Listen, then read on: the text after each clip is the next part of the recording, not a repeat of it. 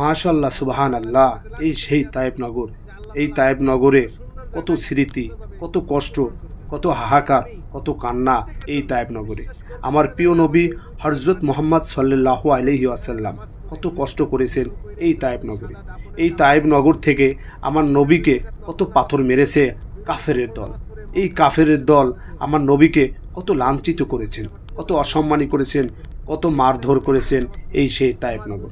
আমার প্রিয় ভাই ও বোন, আমার কলিজার পাখি যারা আছেন, আপনারা একটু কষ্ট করে হলেও আমার এই ভিডিওটা দেখবেন, এবং আপনারা যারা ভিডিওটা দেখতেছেন আপনারা একটু শেয়ার করে মানুষদের দেখানোর সুযোগ করে দিবেন। লাইক কমেন্ট শেয়ার করে আপনারা বলবেন আমার ভিডিওটা কেমন হয়েছে।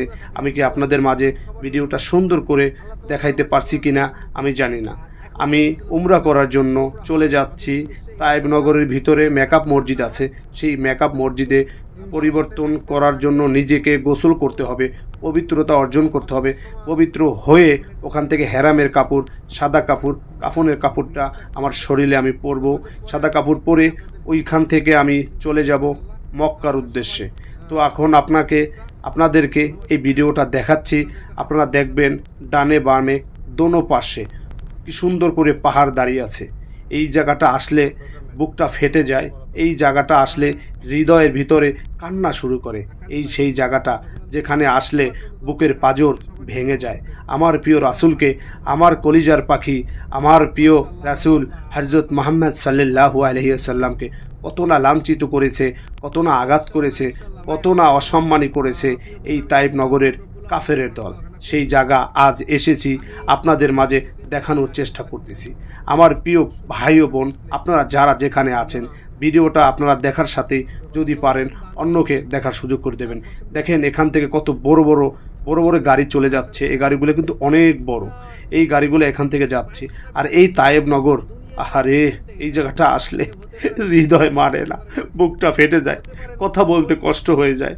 কি করব ভাই, আপনারা সবাই দোয়া করবেন আমি জানি আপনাদের মাঝে আরো সুন্দর করে এই ধরনের ভিডিও দেখাইতে পারি। আল্লাহ পাক রব্বুল আলামিন জানি আমাকে সেই তৌফিক দান করে, আমি জানি আপনাদের মাঝে ভিডিও সুন্দর করে আপনাদের মাঝে দেখানোর চেষ্টা করতে পারি। প্রিয় ভাই ও বোন, আমি জানি না আমি আপনাদের মাঝে ঠিকমতো ভিডিওটার কথা বলতে পারতেছি কিনা। আমি কথা বলবো কিভাবে, আমার নবীর কথা যখন মনে পড়ে বুকটা ফেটে যায়।